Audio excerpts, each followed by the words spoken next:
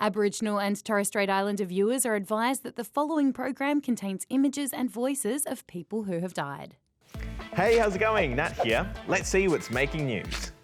It's been 30 years since this guy, Eddie Mabo, won a really important court case that had a big impact on the lives of many Aboriginal and Torres Strait Islander people.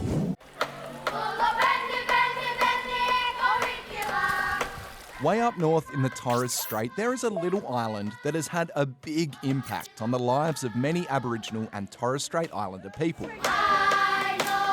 It's known as the Island of Muir, or Murray Island, and it was home to Eddie Mabo.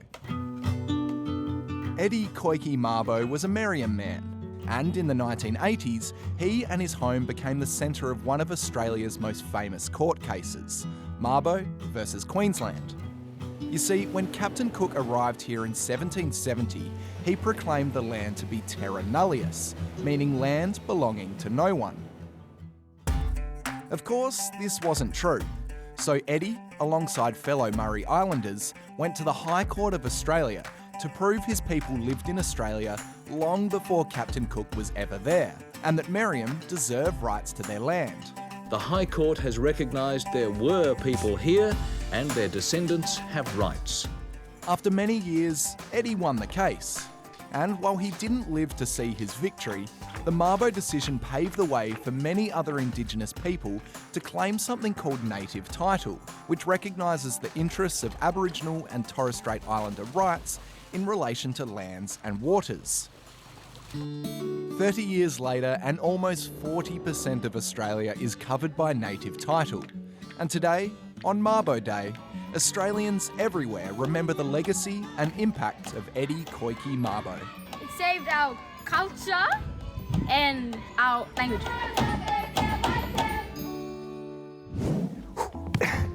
US tennis star Coco Gauff has become the youngest French Open finalist in 21 years.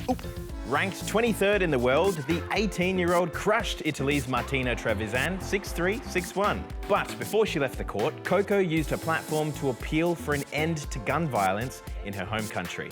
That was a message just for the people, back at home to watch, and for people who are all around the world to watch. And hopefully it gets into the heads of some of the people in office to help change things. The Exit Art exhibition is on in Darwin at the moment. It gives students from across the NT the chance to showcase their works. Gladys checked it out. This is Izzy, and this is her artwork that was voted People's Choice in the Exit Art exhibition in the Northern Territory. The artwork is titled Your Best Australian Girl, and it's sort of a take on how I feel about being in Australia and my identity a lot.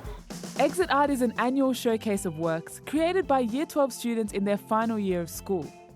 This year, there were 3 themes that students could choose from to inspire their creations: identity, place, and environment.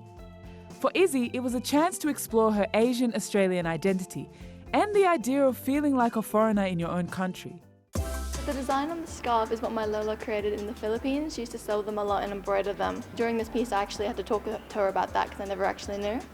And I think with the hat that she's wearing as well, it was a traditional hat that my mum brought over from Korea when she was adopted. Well, the Queen's Platinum Jubilee celebrations are well underway, so I thought to send us out to the weekend, we'd check out the best of the Plattijubes. Sorry, I saw that on the internet and I thought, that's pretty funny. Outside Buckingham Palace, the Trooping the Colour Parade got underway. Leading the lineup was Prince Charles, followed by Princess Anne and Prince William. But where's the Queen? Well, she missed out on a horseback ride, instead catching up with the rest of the group up on her balcony. Outside the gates, crowds of people lined up to get a glimpse of the action. Some even dressed up. It's really great. There's so many people and they're all cheering, and yeah, it's really great. We've soaked up the atmosphere, get these guys involved and just have a bit of a laugh. Meanwhile, there's been a lot of ceremonial beacon lighting.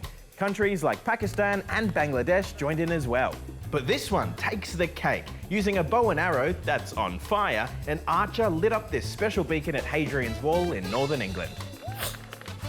And finally, look to the skies. The Royal Air Force made a special flyover, once to paint the skies red, white and blue, and another to make the number 70. I reckon Her Majesty looks pretty chuffed about that. Well, that's all the news we've got for you this week. Have a great weekend, and we'll see you on Monday. Bye.